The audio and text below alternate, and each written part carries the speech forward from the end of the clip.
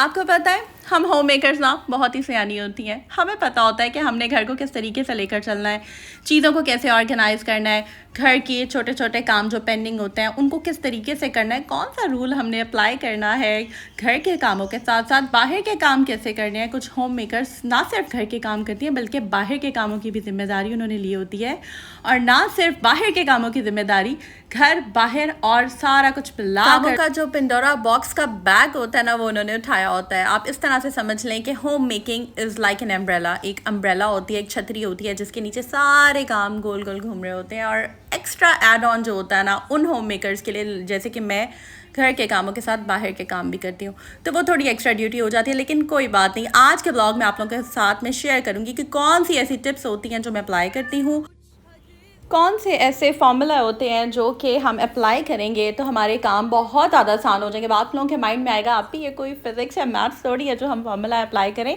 लेकिन ये actually work करते हैं जो मैं बताने जा रही हूँ। So let's get started. अस्सलाम वालेकुम and welcome back to Homemaker with जी। हाँ, अगर आपने अभी तक मेरा चैनल सब्सक्राइब नहीं किया हुआ ना तो ज़रा जल्दी से कर दें और बेल आइकन पे क्लिक कीजिएगा ताकि आपको मेरे वीडियोस के लेटेस्ट नोटिफिकेशंस आ जाया करें। जैसे ही मेरा व्लॉग मेरी ऑडियंस देखती है ना प्यारी सी, जल्दी से सब्सक्राइब कर देती है और बेल पे क्लिक कर देती है और बताते हैं आप भी हमने अभी भी ज्वाइन किया है, मुझे बहुत अच्छा लगता है।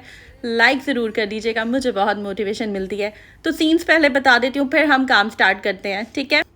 सीन्स ये हैं कि वीकेंड पे ना, मैं हमेशा आपको कहती हूँ, मैंने वीकेंड पे एक बहुत डिटेल व्लॉग भी डाला है और अपकमिंग व्लॉग्स में भी मैं आपके साथ छोटे छोटे जो आप लोगों के मसले होते हैं ना, घरों के छोटी छोटी बातें, छोटी छोटी चीज़ें जो हम अपनी लाइफ में अगर ऐड कर दें लाइफ ईजी होती है, वो मैं डिस्कस करती रहूँगी। लेकिन मेरा जो क्लीनिंग डे था वो थोड़ा सा पेंडिंग था, डीप क्लीनिंग डे आप कह सकते हैं। तो डीप क्लीनिंग डे आप लोगों के साथ आज मैं शेयर कर रही हूँ। तो यहाँ पर बच्चों की फरमाइश थी कि भाई आपने बना कर देना हमें चाइनीज़, तो बस मैंने फटाफट मैं बाहर गई हुई थी, बाहर से जैसे ही आई थी चीज़ों को मैंने हाफ डन कर लिया था। एक बहुत अच्छी टिप दे रही हूँ आपको कि हमेशा आप चीज़ों को 50% डन कर लिया करें। जैसे कि चावल 98% में डन करके गई थी, बाकी आके मैंने फिर उनको एग फ्राइड राइस बनाना था वो मैंने कर लिया, और बाकी ये क्यूब्स वगैरह पड़े हुए थे तो मैंने सोचा कि ज़बरदस्त सा मंचूरियन बनाते हैं। तो फर्स्ट टिप हमारी यही है कि हमने चीज़ों को हाफ डन करना है। जो चीज़ें हाफ डन हो सकती हैं ना, अगर आपने कहीं बाहर जाना है, जैसे कि मैंने शॉपिंग करनी थी, कुछ वीकेंड पे चीज़ें लानी थी, किचन से रिलेटेड चीज़ों को ऑर्गेनाइज़ करना है, कुछ ऑर्गेनाइज़र चाहिए थे, जैसे कि लॉन्ड्री बैग है, ये तो खैर पहले का बाय किया हुआ है। इस तरह की जो बास्केट्स होती हैं ना वो ज़रूर लेकर रख लिया करें, चाहे कपड़ों वाली बास्केट है वो भी सही लगती है, लेकिन आई थिंक कि हर चीज़ की एक स्पेशल ऑर्गेनाइज़र होता है या स्पेशल एक अगर चीज़ जो जिसके लिए बनी है ना, अगर उसमें रखते हैं तो चीज़ें ज़्यादा अच्छी लगती हैं। खैर ये शू रैक मुझे अच्छा लगा था, एक मेरे पास ऑलरेडी है, आप लोगों ने देखा होगा। तो ये मैं गई थी कुछ चीज़ें लाने, ये इंशाल्लाह ताला मैं आपके साथ कल के ब्लॉग में शेयर करूँगी। महंगी चीज़ें नहीं है, कुछ भी महंगा नहीं है, सब सस्ता है, सब सब सस्ता है, सब अच्छा है, और सब बजट में रहने वाली चीज़ें हैं। मैं कभी भी महंगी चीज़ें बहुत ज़्यादा लाइक समटाइम्स बाय करती हूँ, लेकिन नॉट एवरी टाइम, ठीक है। तो ये आप लोगों के साथ मैं कल शेयर करूँगी। ब्लॉग्स के साथ जुड़ जाएं, बस कनेक्टेड हो जाएं, लाइक कर दें। और जनाब यहाँ पर मैं बताती चलूँ, पहली टिप हो गई कि चीज़ों को हाफ डन रखें, 50% डन कर लिया करें, टाइम बच जाता है, चीज़ें ऑर्गेनाइज रहती हैं। सेकेंड टिप ये है कि जिस चीज़ की जो जगह होती है उसको वहीं पर रखें। ये दो ऑर्गेनाइजर्स शू रैक्स मैंने रखे हैं, नॉर्मली एक लोग यूज़ कर लेते हैं, लेकिन क्योंकि हमारा यूजेज थोड़ा सा ज़्यादा है, जॉगर्स का आपको पता है, आपकी आपी को जॉगर्स बहुत पसंद है, तो बस जॉगर्स रखने के लिए मुझे चाहिए था। मैं चाहती थी मेरे जॉगर्स खुले खुले पड़े हो, अलग अलग तो साफ सुथरा तरह लगता है।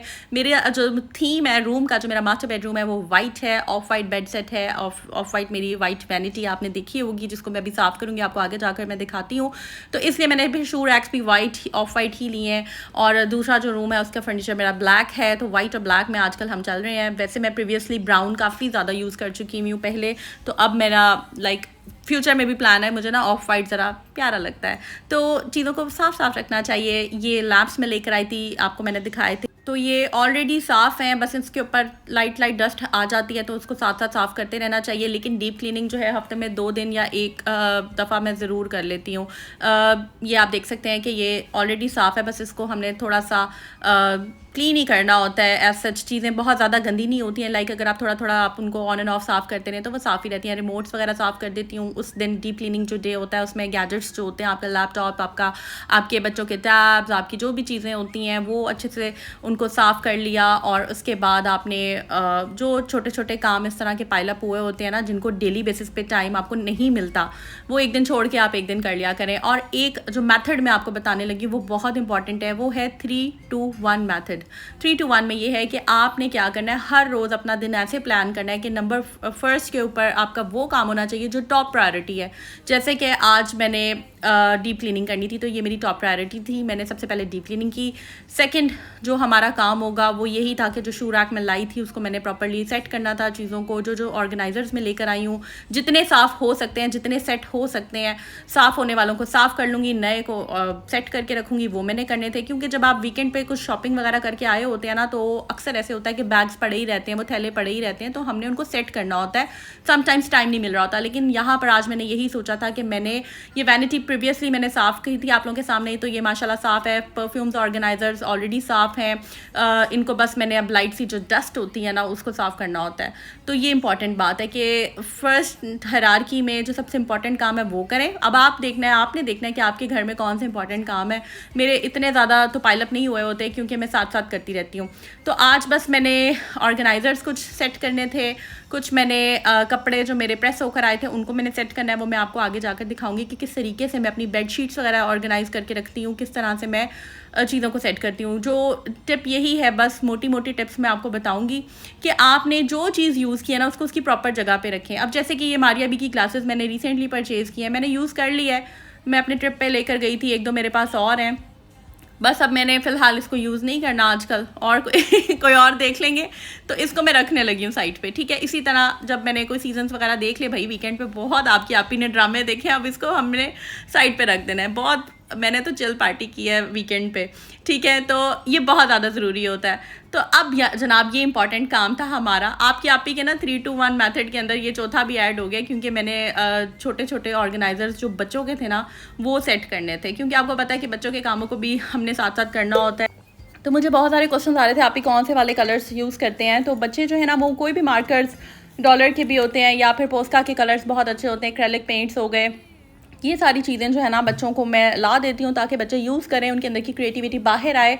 और हमें जितने वसाइल के अंदर हम रह सकते हैं ना, हमें रहकर उतना ज़रूर बच्चों को मौके फ़राहम करने चाहिए ताकि उनके अंदर की क्रिएटिविटी बाहर आए। तो यहाँ पर आप देख सकते हैं कि ये ऑर्गेनाइज़र जो है ये मैं लेकर आई थी, आई थिंक बर्थडे थी, तो हमने इस तरह की 2 बास्केट्स ली थी, मैं आपको दोनों दिखाती हूँ, ठीक है। और उसमें हमने क्या किया था कि ऊपर प्यारी सी वो नेट लगा कर इसके अंदर जो भी हमने गिफ्ट देना था वो दिया था, तो ये बच गई थी। अब इसको पड़ी हुई थी, इसको मैंने यूटिलाइज़ करना था। मैंने ये सोचा कि इसके अंदर जो है हम अच्छे तरीके से मार्कर्स वगैरह सेट कर लेते हैं। बच्चों का एक कलरिंग बास्केट कह लें, कलर्स वाली बास्केट कह लें, तो ज्योमेट्रीज़ वगैरह अक्सर बच्चों की होती हैं चीज़ें कुछ इस तरह की। तो ये बस मैंने सोचा कि इसके अंदर मैं सारी साफ़ करके ऑर्गेनाइज़ करके रख देती हूँ। टेप्स होती हैं, स्टेपलर्स होते हैं, ये ऐसी चीज़ें होती हैं जो कि ये मदर्स वो रिलेट कर सकती हैं जिनके बच्चों की स्कूल में चार्ट पेपर सबमिट कराने होते हैं, प्रेजेंटेशंस होती हैं, एक्टिविटीज़ होती हैं। उन मदर्स को पता होगा कि इन बास्केट्स की हमें कितनी ज़्यादा ज़रूरत होती है। तो जब ये सारी चीज़ें एक साथ कहीं पड़ी होती हैं ना, हमें बहुत ईजी। अब मुझे पता है इसमें स्टेपलर पड़ा है, पेन पड़ी है, सिजर्स का मैंने अलग सेक्शन बनाया हुआ है, वो अलग जगह पे पड़ी है। तो ये चीज़ें या तो फिर इनको आप ज़ाहिर है रूम में तो नहीं रख सकते, आप इनको स्टोर रूम में रख लें, कोई ऐसी जगह जहाँ पर इतना ज़्यादा डेली जाना नहीं होता, ताकि ये बुरी भी ना लगे और इसको हम इस तरह से यूज़ कर सकते हैं। ज़रूरी नहीं है कि आप बहुत ज़्यादा पैसे स्पेंड करें और आप ऑर्गेनाइज़र्स ख़रीदते रहें। जो सस्ते ऑर्गेनाइज़र्स हैं मैं ज़रूर ख़रीद लेती हूँ, और अगर कोई बहुत ही अच्छा है और थोड़ा सा एक्सपेंसिव है और उसकी क्वालिटी बहुत अच्छी है और मुझे लगता है कि इसका बहुत फ़ायदा होगा, तो वो मैं बाय कर लेती हूँ, लेकिन फिर मैं उसका ख्याल भी रखती हूँ। तो इस तरह से आपने चीज़ों को ना मैनेज करना होता है अपने बजट को। तो ये देख सकते हैं कितना अच्छे से ये इसमें मैंने सारी चीज़ें, क्रेयॉन्स अलग, और ये जो हाईलाइटर्स हैं, बच्चों की आइसक्रीम स्टिक्स होती हैं, अक्सर एक्टिविटीज़ बनानी होती है, ये सब मैंने इसमें सेट करके रख दिया है। कोई मुझे हार्डली 5 से 7 मिनट लगे थे, बस जितनी देर में आंटी ने फ़र्श साफ़ किया है मैंने साथ साथ डस्टिंग कर ली, साथ साथ मैंने बेडशीट वगैरह हर चीज़ करके रख ली। इतनी देर में जब मैं ये बास्केट रखने जाऊंगी तो साथ साथ मैं कपड़े समेट लूँगी। तो इस तरह से है कि आपने 1 से 1.5 घंटा जो है ना, ये हमारी नेक्स्ट टिप भी यही है कि ज़रूर आपने वो उस घंटे में आपने सिर्फ 1-1, 2-2 मिनट वाले काम करने हैं। 1-1, 2-2 मिनट वाले काम कर लें, 5 मिनट वाले कर लें, वो काम कर लें जिनको ज़रूरत है, वो कोने कर लें जिनको ज़रूरत है आपकी, ठीक है।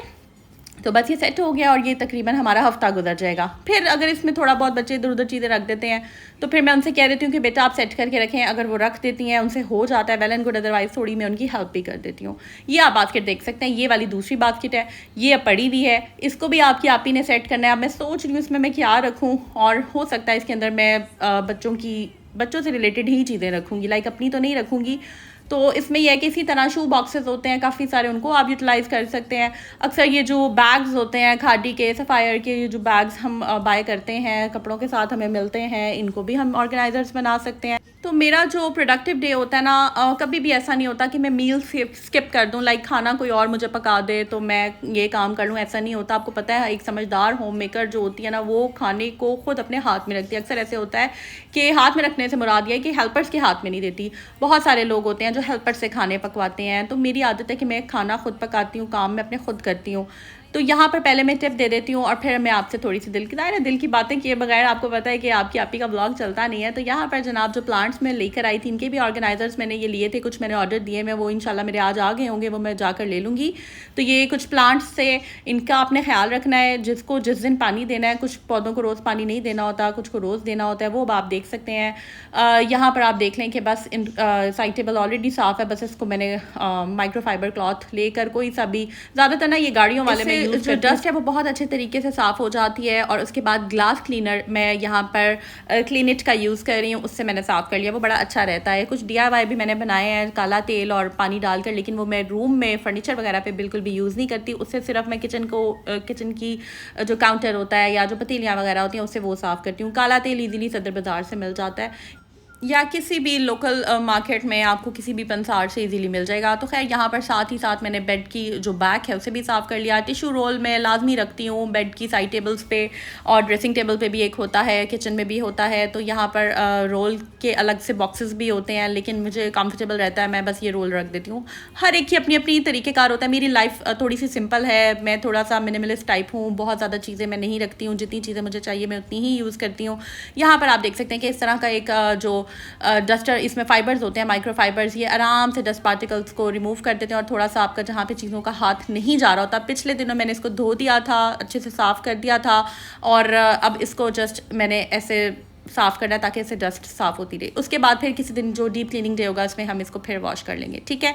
और आई थिंक हर चीज़ की ना एक लाइफ होती है, हो सकता है इसको मैं चेंज भी कर दूँ, इसको मैं कहीं और लगा लूँ और यहाँ पर रखने के लिए कोई और चीज़ ले आऊँ लगाने के लिए। तो लाइफ ज़रूर होती है। कुछ लोग होता है कि 10-10, 15-15 साल एक ही चीज़ यूज़ करते हैं, तो मेरी ऐसी आदत नहीं है, मतलब 8-8 साल, 9-9 साल। आई थिंक कि हर चीज़ की एक लाइफ होती है, और आपको लगता है ना अगर कोई चीज़ें आपने डीक्लटर करनी है तो आप दे दें। बेडशीट्स मैंने बहुत सारी दे दी हुई हैं, डीक्लटर कर दी हैं, अब चंद मेरे पास हैं। अब जब ये भी मुझे लगेगा मैं इनको दे दूँगी। अब ये मैंने रिसेंटली बाय किया, आपने देखा होगा सदर बाज़ार से।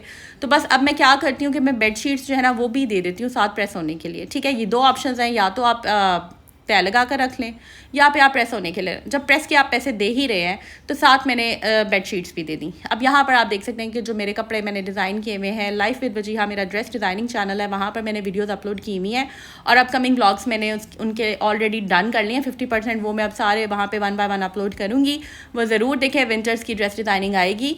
यहाँ पर आप देख सकते हैं कि ये जो मेरे ड्रेसेस थे, बस इनको मैंने ऑलरेडी ये प्रेस हुए में, इनको जस्ट मैंने बच्चों के अलग, अपने अलग, जो मेरे 2 पीस हैं, 3 पीस हैं, उनको अलग तरीके के साथ एक दफ़ा मैंने इनको सेट कर लेना है।